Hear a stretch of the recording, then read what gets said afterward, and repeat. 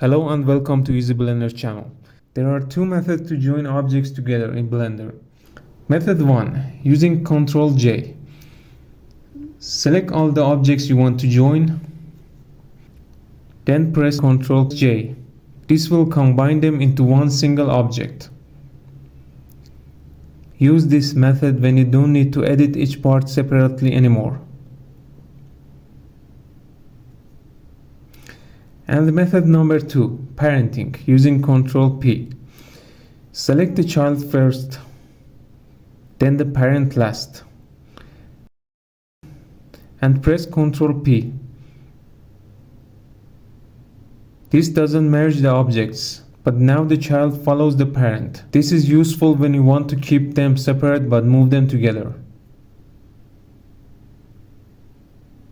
Okay, that's it for today. Thanks for watching. See you next time.